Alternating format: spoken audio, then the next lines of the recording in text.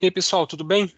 Meu nome é Henrique Raton, tá? Sou gerente de produtos da Supera, tá? A gente está numa entrevista super bacana com a Simone Char, né, melhor dizendo.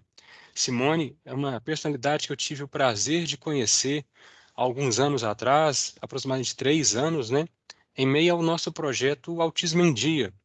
E um belo dia eu caí na Inspirare, tá, para conversar com a Simone sobre a caminhada pelo autismo, né, Simone? Te agradeço aí Isso. pelo tempo, pela disponibilidade de poder trocar uma ideia com a gente e enriquecer um pouco mais, né, de informações sobre a questão do universo autista, né, e você poder compartilhar um pouquinho da sua experiência, da sua vivência, né, nessa frente, né, que você se destaca bastante aí no meio, tá? Simone, então, só lembra, contextualizando o pessoal que nos assiste, né, a gente se encontrou mais ou menos no final de 2018, início de 2019, que foi o momento que a gente tomou conhecimento da Caminhada pelo Autismo, né?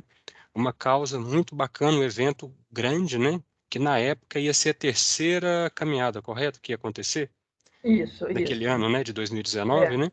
Isso já tinha acontecido em 2018 a segunda e, respectivamente, em 2017 a primeira caminhada pelo autismo, correto? Sim, antes disso, nós tínhamos feito algumas caminhadas mais sem estardalhaço, vamos dizer assim, mais tranquilas, mas assim, as que pegaram mesmo foi a partir de 2017. Bacana. Então, pessoal, foi um evento muito bacana, foi muito marcante. E nesse inteirinho, vamos dizer assim, a gente entrou em contato com a Simone e desdobramos várias ações, vários trabalhos bacanas juntos. Só que o motivo de hoje em especial não é tanto a gente falar da caminhada. Eu queria que vocês conhecessem um pouco da Simone. A Simone é mãe da Camila, mãe do Gabriel, tá? Hoje adultos, né? Muito especiais. E a Simone tem uma história muito bacana que eu acredito que pode é, complementar e enriquecer as nossas vidas, tá? Simone, se puder compartilhar, tá? O microfone é seu, tá bom? Tá bom, obrigada, Henrique. Muito prazer estar aqui colaborando, disseminando um pouco essa história do autismo, que existe uma desinformação muito grande e que eu tento fazer um trabalho de formiguinha para tentar informar um pouco a população sobre isso. Muitas vezes, quando eu comento que eu tenho 2 filhos autistas, as pessoas viram para mim e falam assim: nossa, coitadinha. E eu sempre respondo: eu acho que coitadinha seria se meus filhos tivessem alguma doença terminal. Isso para mim, eu teria, as pessoas teriam que ter dó de mim. Isso aí para mim eu acho que é motivo de ter dó. Mas meus filhos autistas jamais foi para mim um peso, foi para mim um problema.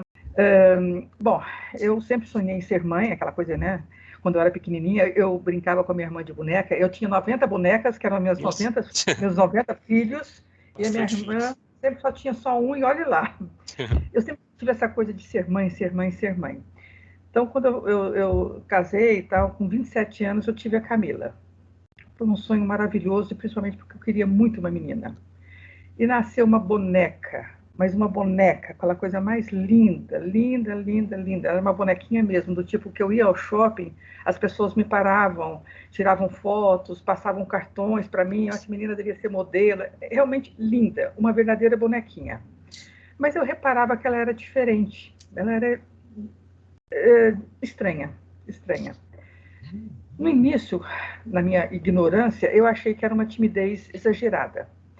Mas ela não ia no colo da avó, não ia no colo do avô, nem da madrinha, das tias, de ninguém que não fosse no meu colo ou do meu marido.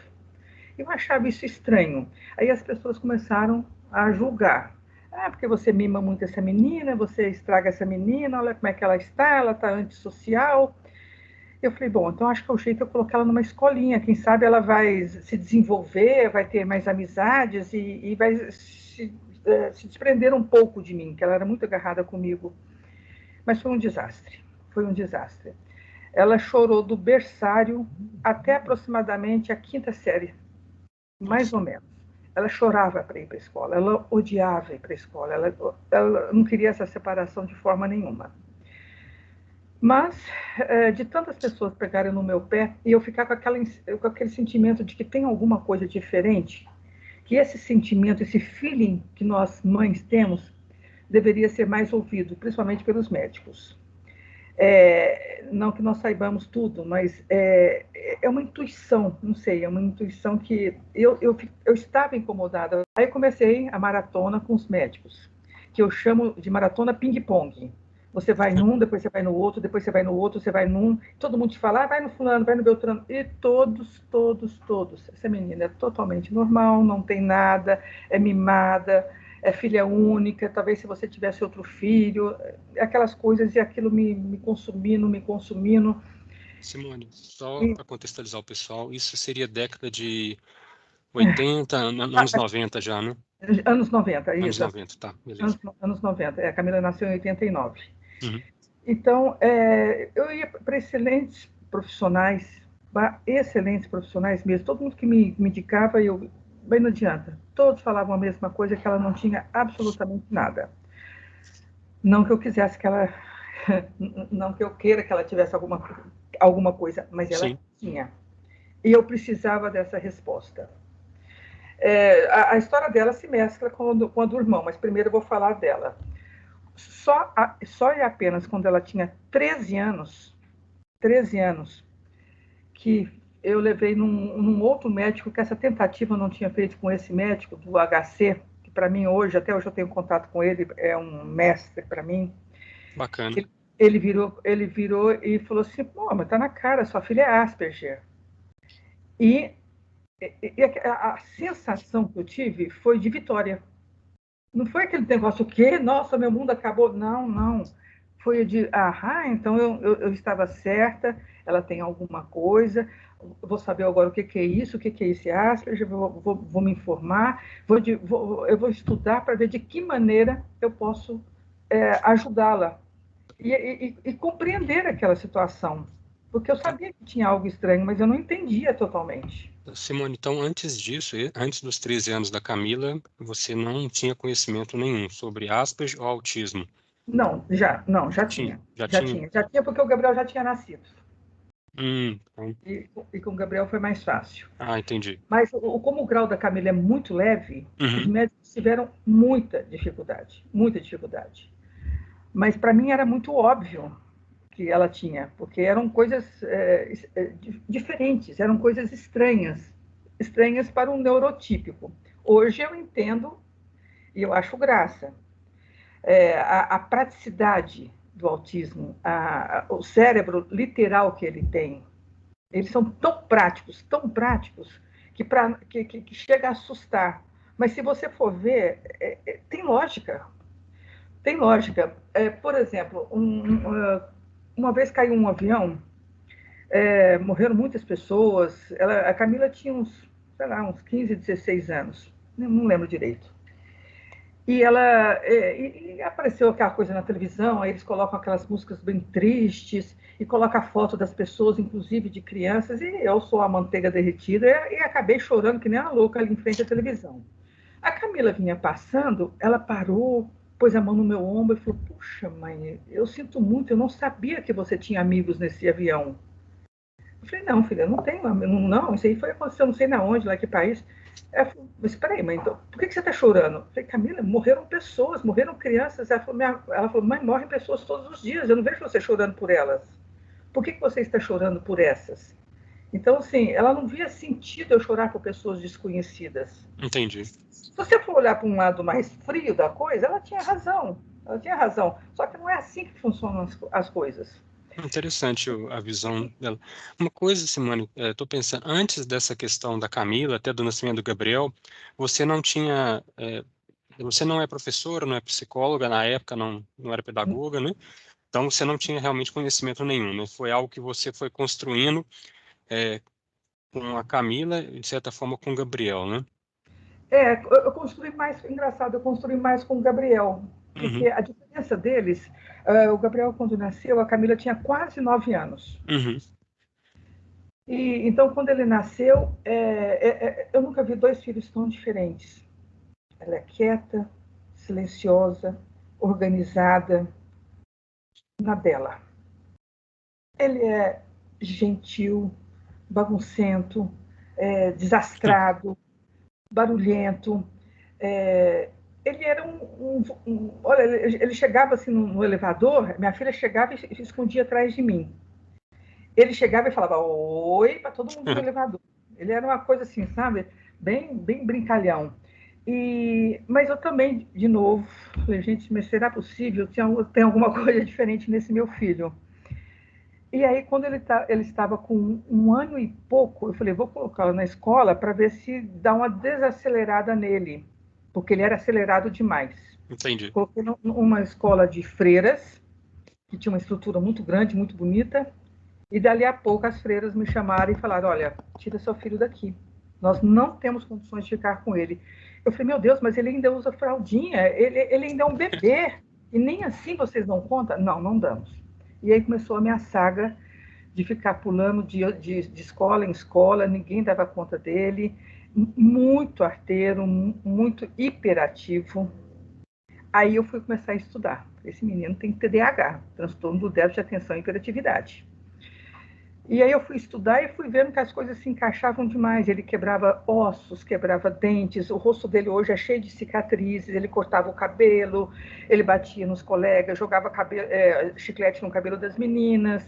Enfim, era aquele o Pestinha, né? Sabe aquele filme? Enfim, era daquele jeito. E ao mesmo tempo gentil, carinhoso, meigo, extremamente social.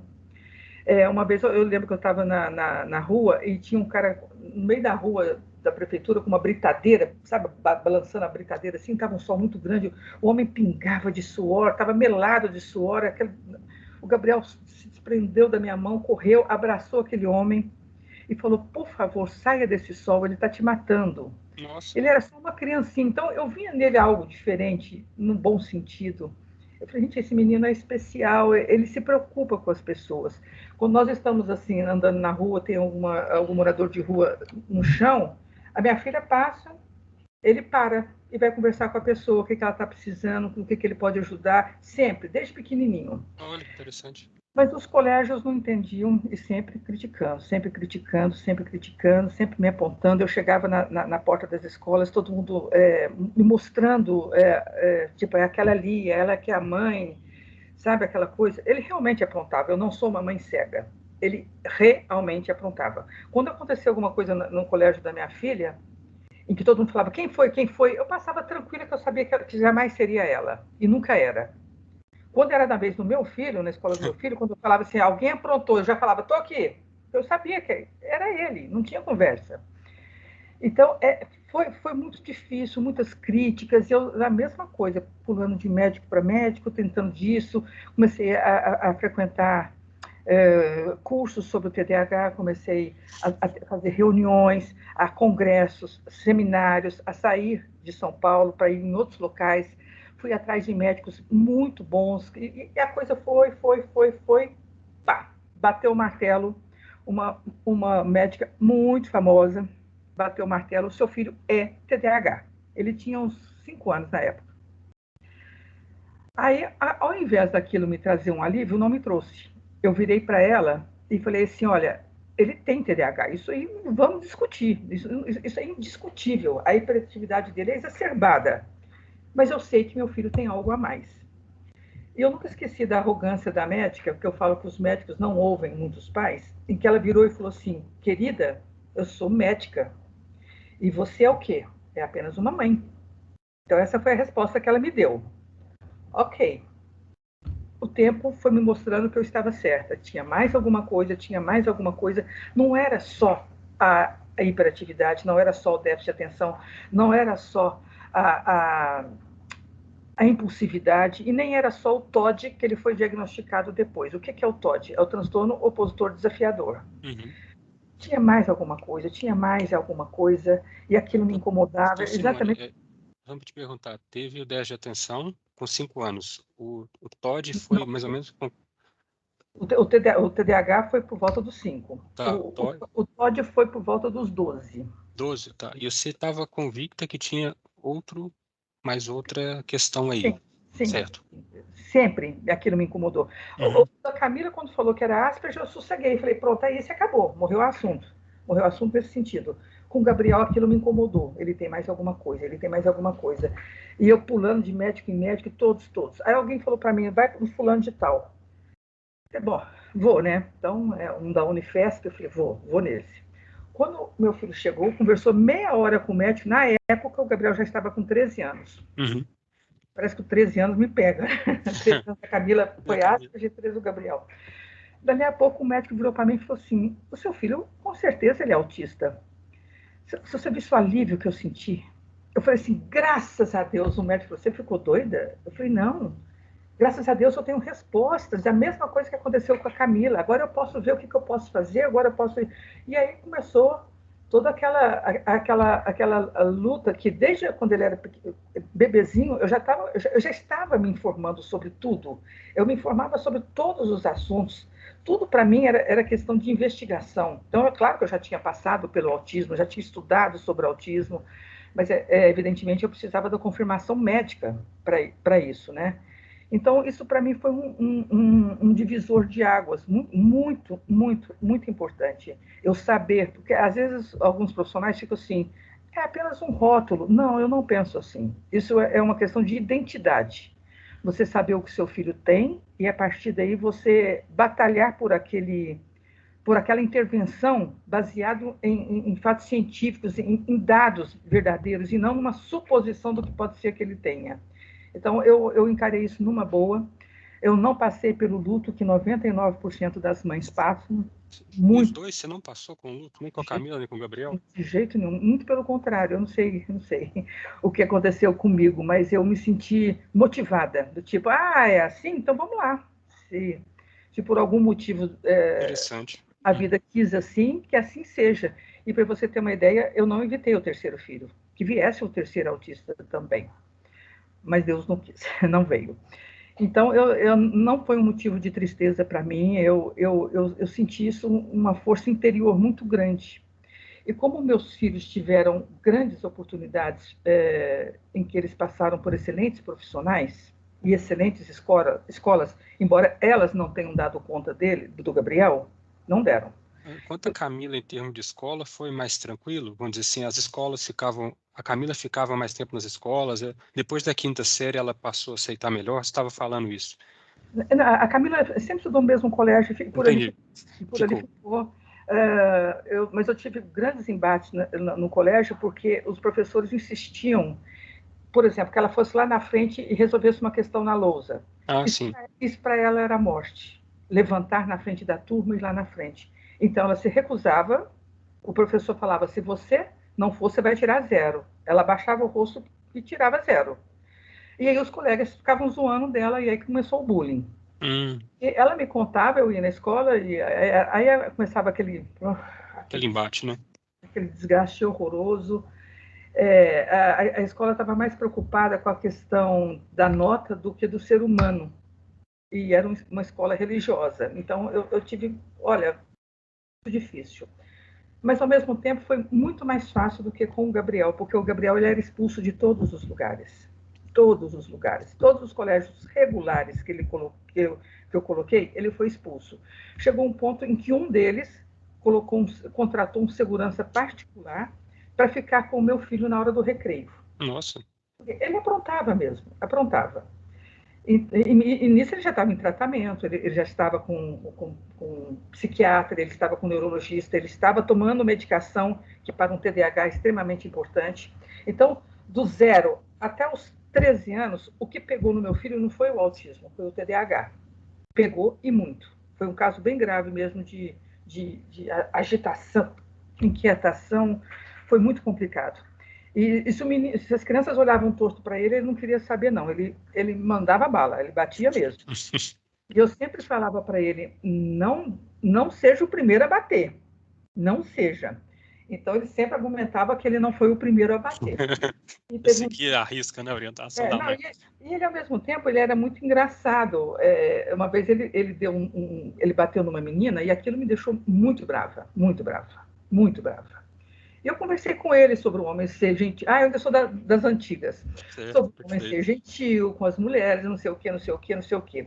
E um dia ele estava num curso de inglês em que eu nem saía de casa, deixava ele no curso e ia embora. Do lado do curso tinha uma padaria, e eu ficava sempre na padaria esperando por ele, porque eu sabia que mais cedo ou mais tarde iriam me chamar. Então, um dia eu estava ali na padaria, pedi lá meu lanchinho, estou ali olhando, quando eu olho assim, chega um carro da polícia no curso de inglês, e depois chegou um SAMU no curso de inglês. Eu já fiz assim para o garçom e já pedi a conta, eu sabia que era comigo. E foi batata. Quando eu cheguei lá no curso, eu vi uma criança muito machucada, porque era um dia para não levar brinquedos. Era proibido aquele dia levar brinquedos, e o Gabriel tentou levar. E eu expliquei para ele sobre entender e respeitar as regras. Se não era para levar, não ia levar. Só que aquele menino levou. Então, quando o menino levou o brinquedo, ele ficou chateado e falou: agora você vai me dar o seu brinquedo para eu brincar. E o menino não deu, ele deu um chute na cara do menino que tinha óculos. Então, o óculos afundou e machucou os olhos aqui. Então, sangrou bastante. Então, quando eu cheguei e vi o menino naquela situação, eu olhei para o Gabriel com aquele olhar assim, né? Ele na frente de todo mundo, da polícia, ele virou e falou assim: mãe, você não vai. O jeito dele era muito engraçado. Ele falou assim: mãe, você não pode ficar brava comigo porque eu bati no menino, não é uma menina. Então, ele sempre tirava uma onda comigo do meu desespero, do meu. Ele achou que estava justificado que era um menino que ele bateu e não uma menina. Mas ele sempre aprontou, eu sempre fui muito. Eu nunca relaxava, nunca relaxava.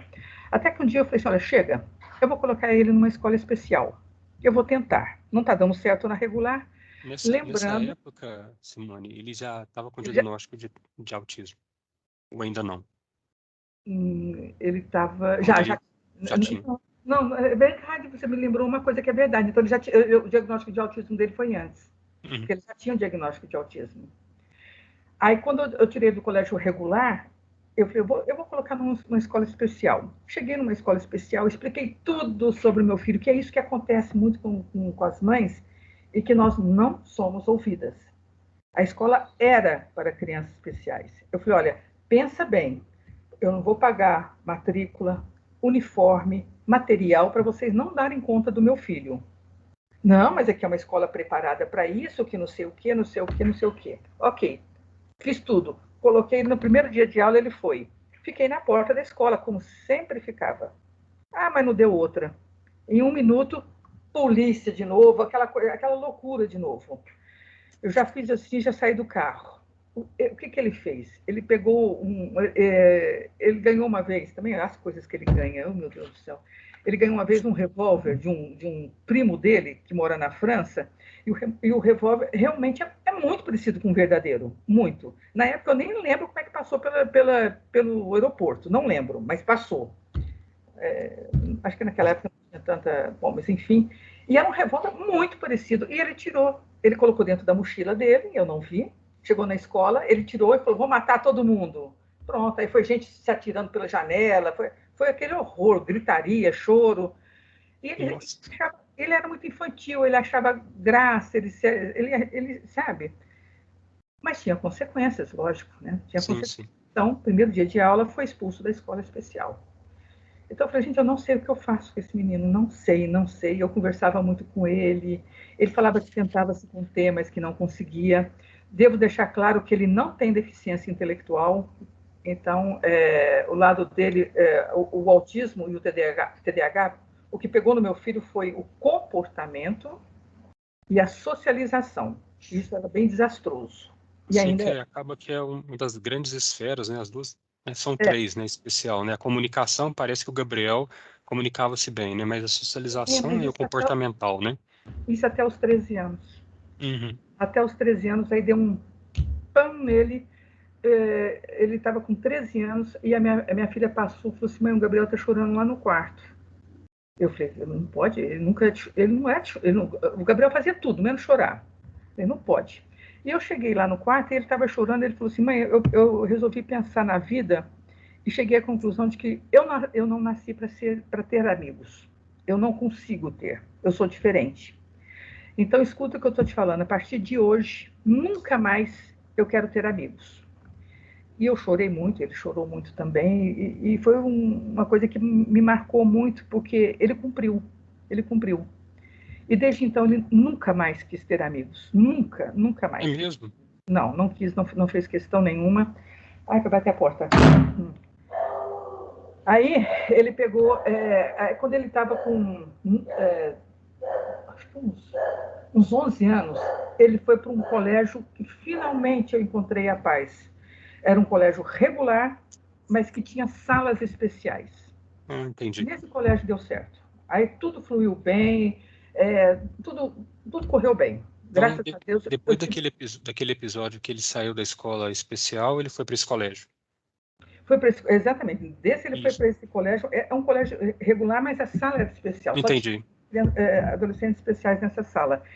No primeiro dia de aula, ele olhou para mim e falou assim: mãe, existem outros como eu. E ele estava feliz. Interessante. Eu achei que para ele foi maravilhoso. E ali, nunca mais eu fui chamada, eu nunca mais fui apontada na porta, nunca mais ele foi expulso. Foi uma coisa maravilhosa, foi muito bom mesmo. Mas um colégio extremamente caro, caríssimo, muito caro. Então, essas coisas foram me incomodando, porque eu, ao longo, desde quando a minha filha era pequena, eu conversando com outras mães, que mesmo eu não sabendo o que meus filhos tinham, mas todas, eu e as outras mães, sabíamos que nossos filhos tinham alguma coisa. Não importava se era dislexia, não importava se era uma deficiência intelectual, se era um transtorno de aprendizagem, tinha alguma coisa. Então, o que nós mães queríamos? Tratamento. E isso meus filhos tiveram sorte e tiveram excelentes profissionais. Mesmo com condição financeira, eu pastei muito, eu sofri muito e eu fiquei desesperada pulando de um médico para o outro. Imagina quem não tinha essas condições. Então, foi daí que surgiu a Inspirare. Bacana. Principalmente quando eu vi que o meu filho, que começou a falar aos 4 anos, daí o fato dele não ser considerado um Asperger, porque o Asperger não tem dificuldades na aquisição da fala.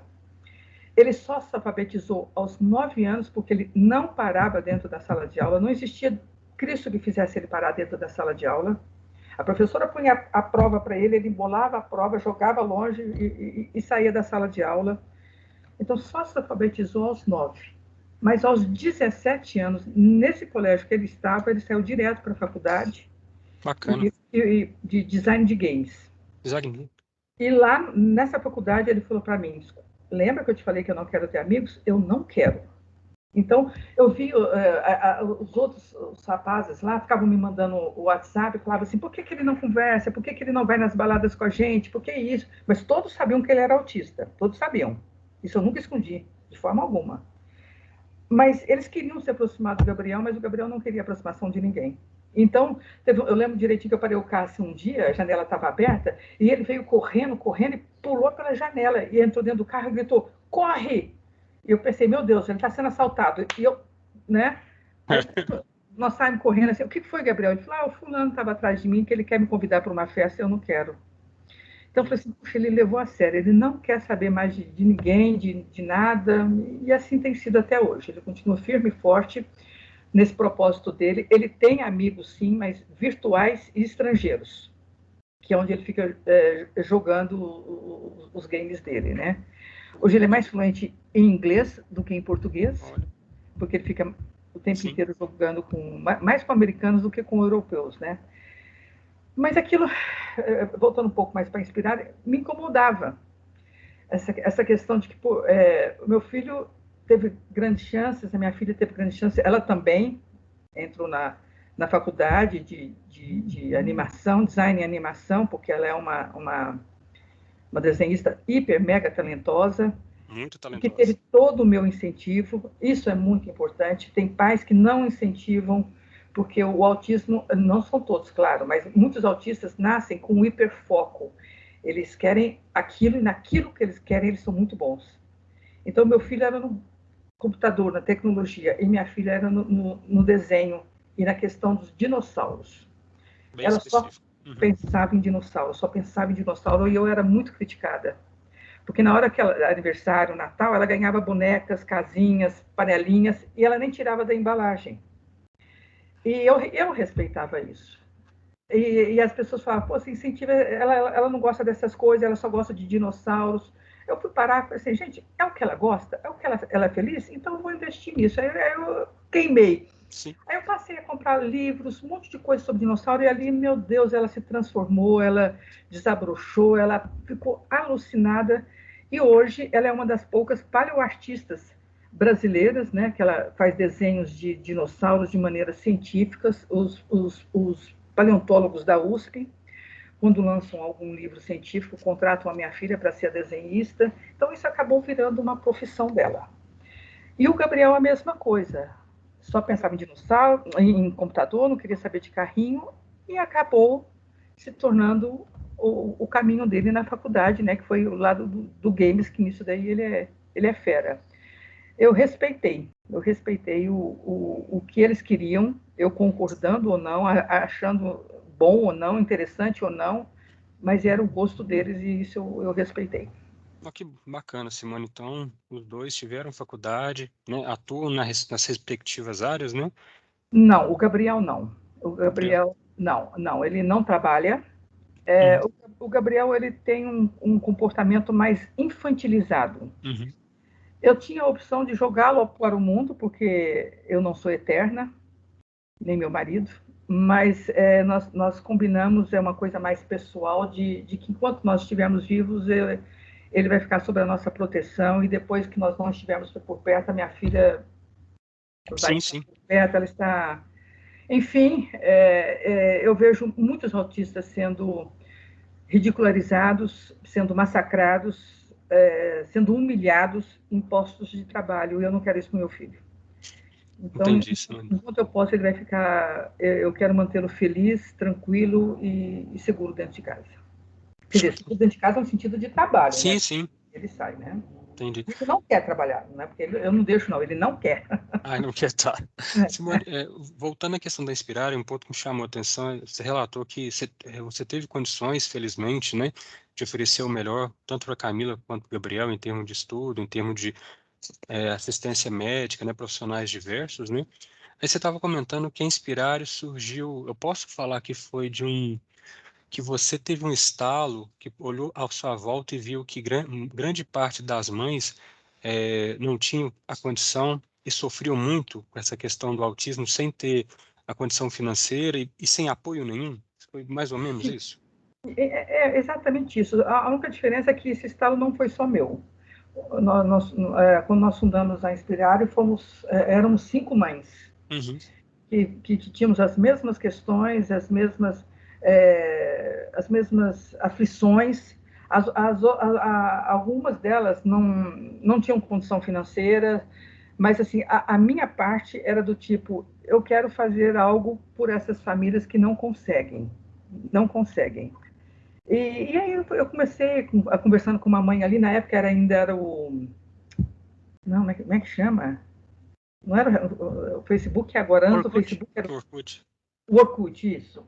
Na época era o Orkut, muitas mães me chamavam, muitas, porque eu ficava muito engajada ali e aconselhando e dando, não que eu saiba tudo, mas assim, eu acho que mentalmente, psicologicamente, eu estava mais forte do que elas. Então eu abraçava essas mães e falava, não é bem assim, vamos com calma, fica forte, fica firme, o seu filho precisa de você, se você desmoronar, sua família toda desmorona. E nós mães não temos esse direito, porque acaba ficando tudo nas nossas costas, só que algumas entregam os pontos, e é isso que eu tentava Entendi. tirar. Então, eu posso falar, entender que na época a Inspirare nasceu do Orkut, de certa forma. Foi, foi, Foi? foi, foi sim. Entendi. Você tinha uma página, chamava Inspirare já, a página sua? Não, Era eu um estava lá perfil mesmo. com Simone, Simone. exatamente. Só que eu fiquei muito conhecida, aí uma mãe falava assim, eu preciso conversar com você, aqui em casa não dá para ficar conversando pelo Orkut. E eu falava, gente, não tem onde eu vou atender eu vou receber essa mulher. Então eu comecei a ir em padarias, em restaurante, enfim, começou assim. Pelo amor de Deus, vai lá na escola do meu filho, fala com ela, a diretora, explica o que é o autismo, explica o que é o TDAH, que é mais forte do que ele não faz as coisas porque ele quer, mas é um transtorno neurobiológico. Eles não me escutam. Eu tentava acesso a essas escolas para ajudar essas famílias, mas as escolas não me aceitavam lá. Viravam para mim e falavam assim, você é apenas uma mãe, quem é você? Então, eu Entendi. comecei a sentir necessidade de formalizar uma associação, em que eu tivesse um CNPJ, em que eu tivesse um local físico.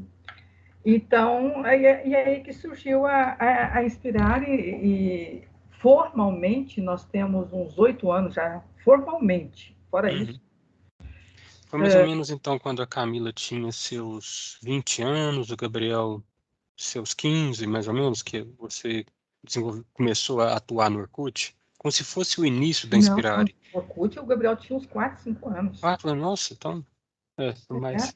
Eu lembro a casa que eu morava, o Gabriel era pequenininho ainda.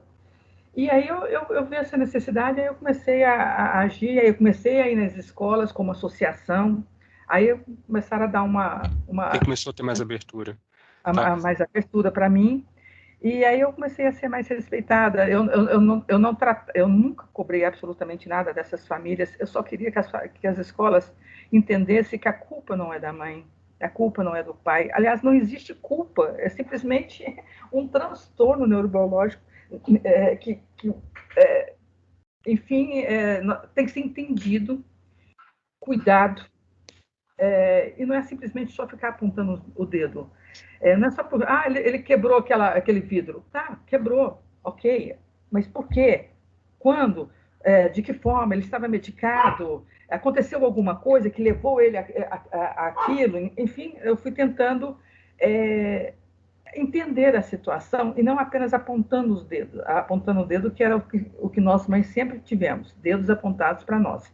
Não que nós sejamos santas, nós mães de autistas somos insuportáveis, eu confesso, eu aceito, porque nós ficamos tão magoadas, tão feridas, não, nunca, pelo diagnóstico dos nossos filhos, pela sociedade que nos cerca, nos acusa e nos condena. Porque tudo é culpa da mãe. É incrível. Se o filho tira 10 na prova, puxou o pai. Se a criança apronta na escola, a mãe que não dá educação. Eu ficava chocada com isso. E Essa falando, desigualdade, né? e falando em pais, uma coisa também que me chamava muita atenção é que assim que saiu o diagnóstico de autismo nas crianças, de deficiência, a grande maioria dos pais abandona as Sim, famílias. infelizmente. Infelizmente, é uma coisa que sempre É eu uns ficava. 80%, Simone, pela sua vivência. É um percentual alto, eu sei, mas pela sua vivência é mais ou Sim, menos. sim, É, Geralmente, as mães da Inspirare que conversam comigo, que estão com alguém, esse alguém não é o pai das crianças. O pai entendi. das crianças já. Pessoal da já relação da família. é, é. Inclusive, me marcou muito a história de um pai que ele largou essa mãe, e ela me contando. Porque você me deu um filho com deficiência. Olha que absurdo. Aí ele pegou e abandonou. Ele juntou com outra mulher, teve um filho autista. Abandonou aquela mulher também. Ele era muito azarado, olha que azar dele. Juntou com a terceira mulher, um filho autista também. Na quarta mulher, ele teve o quarto filho autista.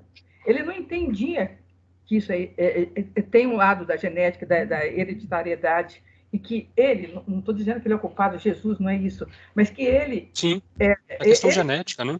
questão genética. Mas na cabeça dele, ele tinha o dedo podre para a mulher. Então, ele só escolhia mulheres que davam um filho com deficiência para ele. Então, assim, a gente encontra mentalidades absurdas dentro Nossa, desse mundo do autismo, sabe? Ao invés de ele tentar apoiar, ajudar, tentar ver o que pode ser feito pelo filho dele, como eu tive a sorte e o privilégio, meu marido sempre foi um parceirão, um paizão, que bom. ele também Muito bom ouvir isso. arregaçou as mangas e ele virou para mim e falou: não precisa se preocupar com a questão financeira, eu entro com a questão financeira e você fica com tempo disponível para correr atrás de tratamento, de intervenção para os nossos filhos. E ele me deu essa tranquilidade, ele me deu esse suporte. Isso faz uma grande diferença, principalmente Com lá do certeza. psicológico da mulher, você se sentir acolhida. É muito bom. Então, a Spinelli surgiu com isso, para que nós tentássemos ajudar, porque eu sou uma pessoa suspeita, que eu não gosto muito quando elas não têm escolha. As famílias humildes acabam levando os filhos para tratamento em locais públicos. Elas não têm escolha. Só que esses lugares públicos, raramente, raramente, raramente, existem especialistas em autismo. Então, por exemplo, eles colocam lá uma psicóloga. Ok, ela é psicóloga? É, mas ela não se especializou em autismo. Ela não sabe o que é uma crise, ela não sabe o que é uma estereotipia, ela não sabe o que é a diferenciar uma birra de uma crise, de algo que desencadeou uma estereotipia exacerbada naquela criança. Então, tudo que ela vai ver ali, a culpa é da mãe. Não educa, mima demais. Quantas mães saem desses locais de atendimento público com isso na orelha? A culpa é da mãe porque ela não dá limites. Mas não tem profissionais especializados. Onde eles estão? Só na rede particular. E aí está a injustiça das coisas. Eu pensei, eu preciso fazer com que esses profissionais especializados, que são caros, que só estão na rede particular, cheguem a essas famílias. E foi através da Inspirare que eu consegui isso. Então, eu, como já estava muito conhecida na internet, e mesmo aqui, mais aqui em São Paulo, né, no meio do autismo, então eu procurava os profissionais e eles falavam, já ouvi falar de você, tal, tal. Então, eles concordavam às vezes, não é sempre, às Sim. vezes eles pegavam alguma família gratuitamente, mas a grande maioria pegou e ainda pega por valor social.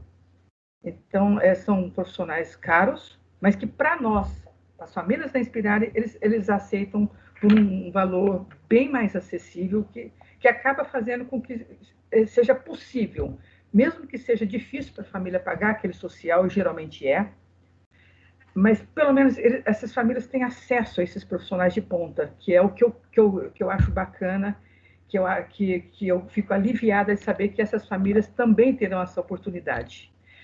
Não que esses profissionais todos vão resolver, não, mas eu acho que a criança tem direito a essa chance, a essa oportunidade.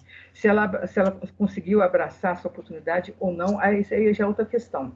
Mas dar esse direito aos pais, eu acho fundamental que, infelizmente, as políticas públicas ainda não oferecem para as famílias carentes.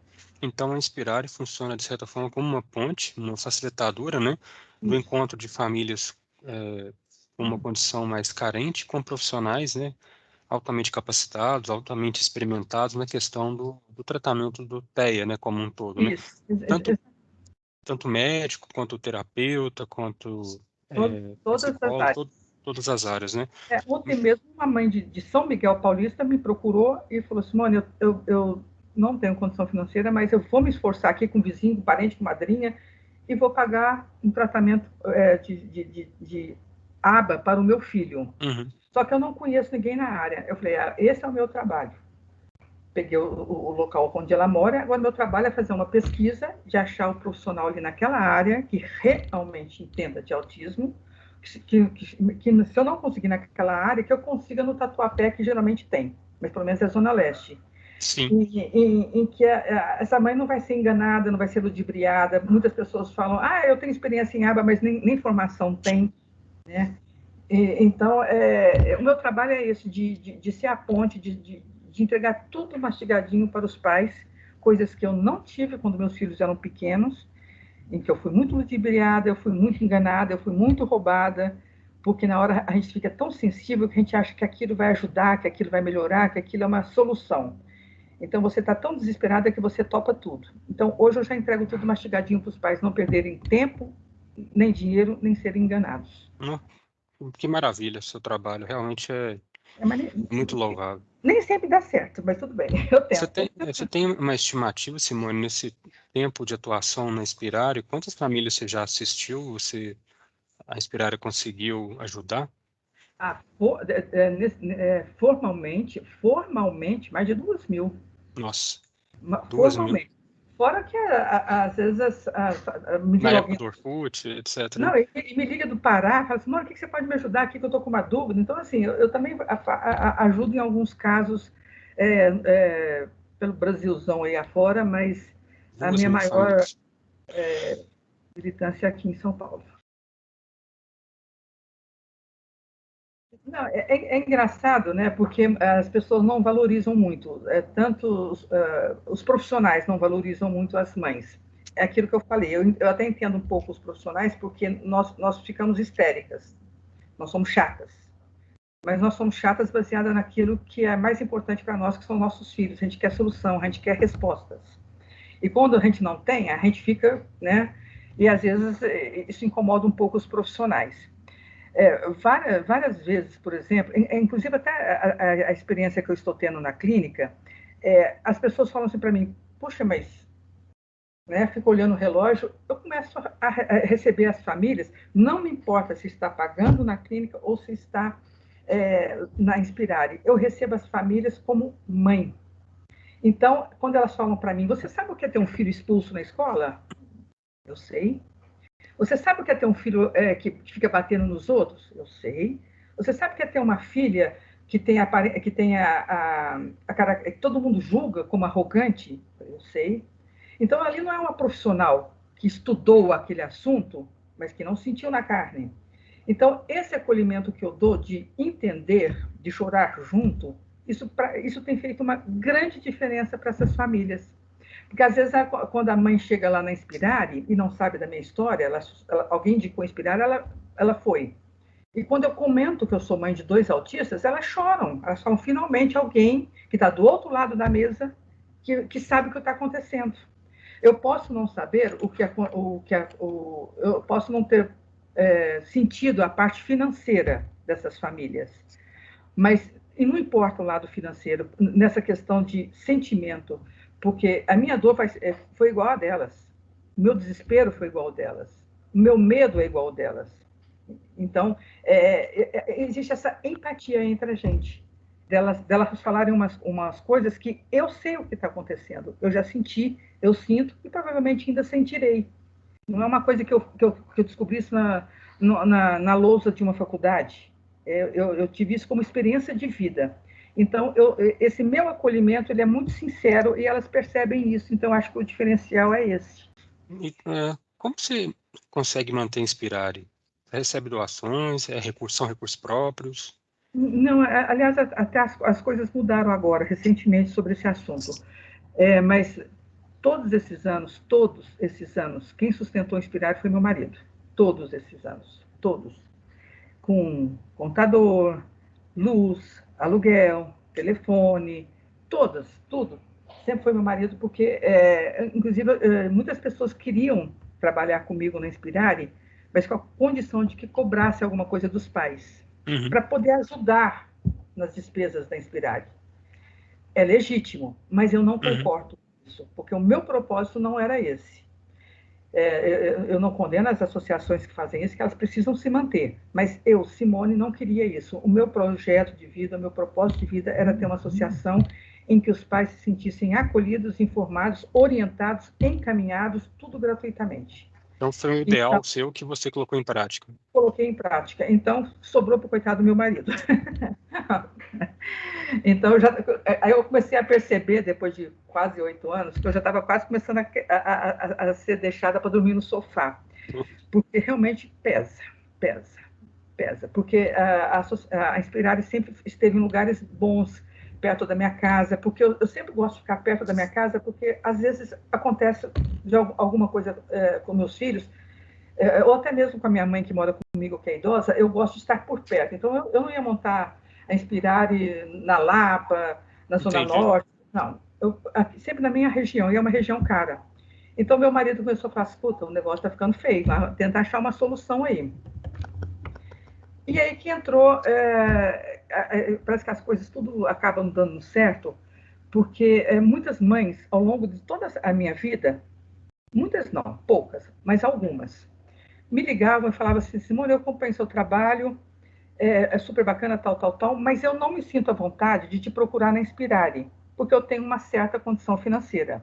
Mas eu sei que você pode me encaminhar para excelentes profissionais, tal. Você me indica alguma clínica? E eu sempre indiquei uma clínica aqui, a outra lá, dependendo de onde a pessoa morava. Só que aquilo eu fiquei pensando, a gente quer saber de uma coisa? Eu mesma vou montar uma clínica, porque não com nada a ver com Inspirare, mas tem a ver com a Simone, que também precisa pagar contas. Sim, sim. Até mesmo como uma retribuição para o meu marido. Então, recentemente, muito recentemente, para você ter uma ideia, recentemente mesmo, Agora, em março, Nossa, eu abri agora uma clínica em Moema, nada a ver com Inspirare, uma clínica particular, não é barata.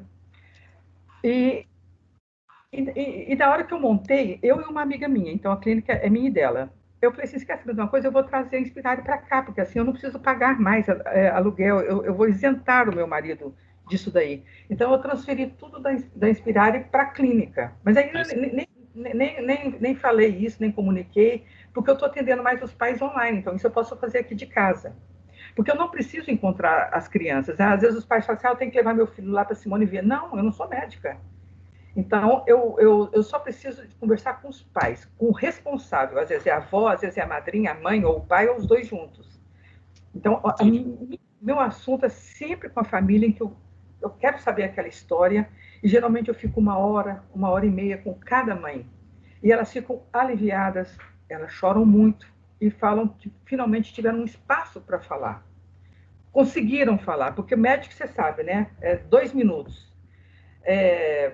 Uma psicóloga, uma fono, horário marcado. E comigo não. É a tal da liberdade, né? Que o fato de eu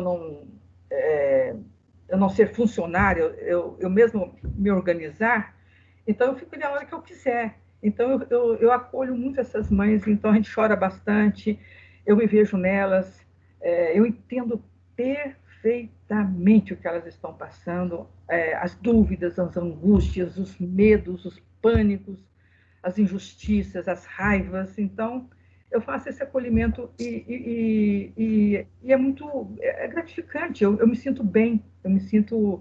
É gostoso fazer o que eu faço. Eu faço realmente de coração aberto. É uma coisa que eu sinto que eu tenho que fazer. Eu não sei que explicação tem isso. Cada religião acho que deve ter uma explicação, mas eu sinto isso e eu faço de coração. E muita gente vira para mim e fala assim, só você mesma acordar, isso antes de eu levar a Inspirare lá para a clínica, né? As pessoas falam assim, só você mesma para acordar às 6h30 da manhã num dia chuvoso para atender as pessoas de graça. Eu não via dessa forma, eu não via de jeito nenhum. Então, para mim é prazeroso. Então, eu acho que isso também é um lado egoísta meu, porque eu me sinto privilegiada, eu me sinto recompensada com essa troca de, de relacionamento que eu tenho com essas famílias. Eu acho muito positivo, muito gostoso. Que bom. É, a Inspirare, a princípio, ela na Vila Mariana, né? Eu lembro que foi lá que a gente conversou, né? A gente teve o E isso, contato, né? estava ali perto da Santa Cruz. Da Santa Cruz Estação, né? Isso, agora, se quiser falar o endereço e o nome da clínica, Simone. Então, na verdade, depois nós fomos para Moema. Ah, Nós ficamos isso, ali do lado do shopping Ibirapuera, nós ficamos ali uns 2 anos. Uhum. E aí que tá, né? Ali do lado do shopping Ibirapuera, o aluguel tava tudo pegando bastante. Então agora eu não vou atender mais as mães presencialmente na Inspirare. Uhum. Eu vou atender só online, mesmo porque isso também, o que me chamou a atenção não foi nem a pandemia, foi que algumas mães estavam deixando de ir lá na Inspirare, lá perto do shopping, por 2 motivos. Não tenho com quem deixar meu filho Sim. e não tenho dinheiro para ir. Uhum. Então, a solução que eu estou achando é o online, nada a ver Online, né? Com com a certeza. pandemia. E tem dado super certo. Que Tem bom. dado super certo. Então, assim, eu não atendo a Inspirare lá na clínica. Eu só levei todo o meu material, toda a minha estrutura está lá na clínica. Os atendimentos online você faz na clínica, né? A Isso, clínica fica em qual rua? Qual endereço lá de Moema? na Alameda dos Aicás, 248. E como Chama chama a clínica? TEA Center. TA TEA Center? Center. Bacana. Nós vamos fazer ali dentro um centro de autismo. E são mais ou menos 14 áreas que nós temos ali dentro, com todos os especialistas que você imaginar. Nós só não temos médico, que eu não quis. E nós temos um diferencial que nós terceirizamos uma brinquedoteca inclusiva. Um parceiro nosso tem uma franquia de parques de diversões de shopping e está montando lá para crianças Bacana. especiais. É uma Muito, coisa muito legal. diferenciada. Então, isso, é sempre estudar, estudar, estudar, estudar. A gente nunca sabe nada, a gente sempre sabe pouco. E as coisas estão sempre atualizando, sempre atualizando. Com certeza. Então, Simone, você sempre você se considera, né? Se me corrija se eu falar alguma coisa errada, uma mãe de autistas, né? Que sempre por meios próprios buscou se capacitar, buscou aprimorar, de maneira participando de congressos, estudando, né? Livros, né? Então, e fora a vivência prática sua, né? Do Sim. dia a dia. Não, que eu participei de congressos, seminários, palestras, reuniões, livros, você imagina livros, porque eu também gosto de ler, né? A pessoa também tem que Uhum. gostar de. Eu devorei livros. E aí eu fui fazer vários cursos, né? Eu sou formada em serviço social, Sim. eu tenho pós-graduação em autismo, eu tenho pós-graduação em transtornos comportamentais escolares, estou cursando um curso de pós-graduação em inclusão e direitos da pessoa com deficiência. Estou engajada em vários fóruns, vários grupos com secretaria estadual, municipal, que envolvam a pessoa com deficiência. Enfim, o mundo que eu gosto de viver, é um mundo que eu gosto de estar engajada, é um mundo que eu luto pelo respeito e pela informação. Bacana. A minha vida está aí, ó. Está Não, nesse. parabéns aí mais uma vez pela sua história. Realmente uma história muito bonita, realmente muito nobre.